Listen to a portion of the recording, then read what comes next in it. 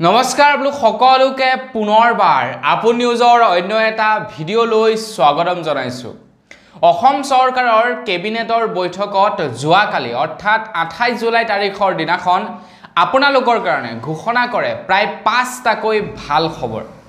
তো সেই 5টা ভাল খবৰনো কি মই আজি আপোনালোকক তাৰ ওপৰতে জনাম। তো গোটেই অসমবাসীৰ কাৰণে ওলাইছে ভাল খবৰ।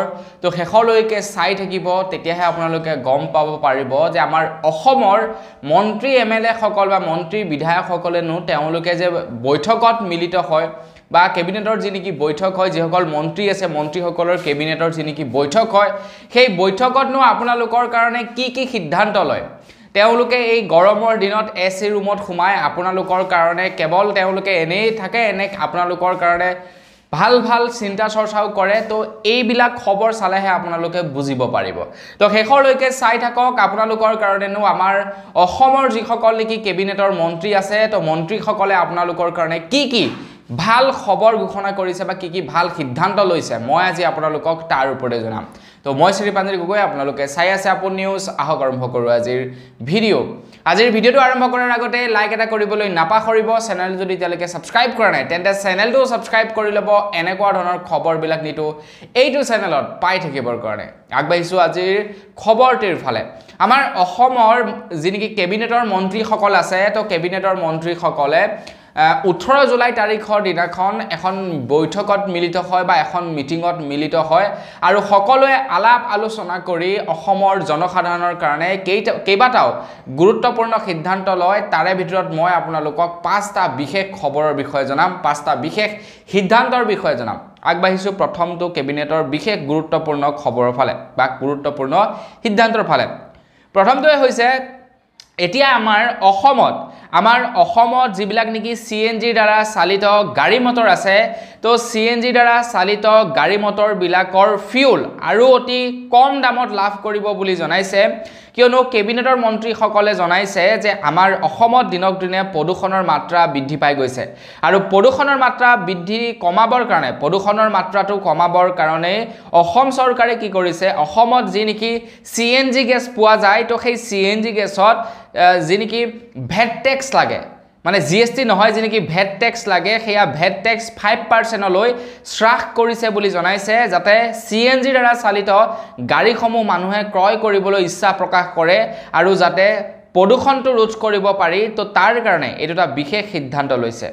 তাৰ পাছতেই আমাৰ অসম চৰকাৰৰ কেবিনেটৰ মন্ত্ৰীসকলে কৰ্কট ৰোগক যাতে নিৰাময় কৰিব পাৰি বা আমাৰ অসমতেই যাতে প্ৰত্যেক বছৰে 30,000টা কৰ্কট ৰোগীক যাতে আপোনাৰ ঠিক কৰিব পাৰে, তো সেই লক্ষ্যৰে এতিয়া আমাৰ অসম চৰকাৰে আসাম কেঞ্চাৰ কেয়াৰ ফাউণ্ডেশ্যনলৈ 200 কোটি টকা আগবঢ়াইছে বুলি জনাইছে।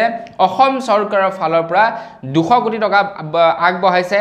মেইন লক্ষ্য হৈছে যে প্ৰত্যেক বছৰে 30,000 যাতে কৰ্কট ৰোগীক ঠিক কৰিব পাৰে আমাৰ অসমতে যাতে উন্নত মানৰ চিকিৎসা প্ৰদান কৰিব পাৰে।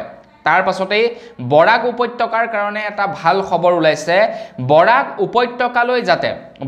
উপত্যকালৈ যাতে কেবিনেটৰ যিসকল নেকি মন্ত্ৰীসকল আছে, তো তেওঁলোকে যাতে তাতে গৈ মানে বৰাক উপত্যকালৈ যায় বা বৰাক উপত্যকাৰ যাতে সকলোবিলাক সমস্যা বুজ লয় বা চৰকাৰী তাতে যাতে সমস্যা আপোনাৰ ঠিক কৰিব পাৰে। তো তাৰ কাৰণে প্ৰতিমাহে 3 দিনৰ বাবে বৰাক ভ্ৰমণ কৰিব বুলি জনাইছে অসম চৰকাৰৰ ফালৰ পৰা। এইটো এটা বিৰাটেই ডাঙৰ সিদ্ধান্ত লৈছে। প্ৰত্যেক মাহে বৰাক ভ্ৰমণ কৰিব 3 দিনকৈ কেবিনেটৰ যিসকল নেকি মন্ত্ৰী আছে, তো তেওঁলোকে বৰাক উপত্যকা ভ্ৰমণ কৰিবলৈ যাব বুলি জনাইছে। চতুৰ্থটো ডাঙৰ সিদ্ধান্ত হৈছে জন আৰোগ্য সুনিশ্চিত কৰা।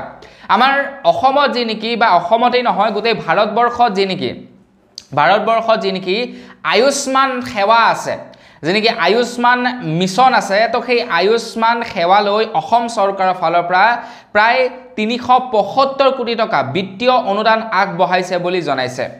আমাৰ অসম চৰকাৰ তথা ভাৰত চৰকাৰৰ ফালৰ পৰা প্ৰত্যেকজন ৰোগীক প্ৰত্যেক বছৰে 5 লাখ টকাতকৈ বিনামূলীয়া চিকিৎসা প্ৰদান কৰা হয় আমাৰ অসমত বৰ্তমান সময়ত প্ৰায় ৩৬ লাখ পৰিয়ালে এই আয়ুষ্মান কাৰ্ডৰ সুবিধা লাভ কৰি আছে আৰু তেওঁলোকক যাতে প্ৰত্যেক বছৰে ৫ লাখ টকাৰ চিকিৎসা বীমা আগবঢ়াব পাৰে তো তাৰ কাৰণে অসম চৰকাৰে প্ৰায় ৩৭৫ কোটি টকা অনুমোদন কৰে বুলি জনাইছে তো আমাৰ অসম চৰকাৰৰ কেবিনেটৰ বৈঠকত এইটোটা আছিলে ৪ নম্বৰটো খুবেই গুৰুত্বপূৰ্ণ লোৱা সিদ্ধান্ত তাৰ পাছতেই কৈছে বিটিআৰ বিকাশ সুনিশ্চিতকৰণ কৰা ৫ নম্বৰটো যেটো নেকি বিশেষ গুৰুত্বপূৰ্ণ সিদ্ধান্ত হেতু বিটিআৰ বা বড়োলেণ্ডৰ বিকাশ সুনিশ্চিত কৰা এতিয়া বিটিআৰৰ কাৰণে প্ৰায় ৪০১.৫০ কোটি টকা মুকলি কৰি দিছে বুলি জনাইছে অসম চৰকাৰৰ ফালৰ পৰা অসম চৰকাৰে জনোৱা অনুসৰি বিটিআৰত বিভিন্ন উন্নয়নমূলক কাম সময়মতে সম্পন্ন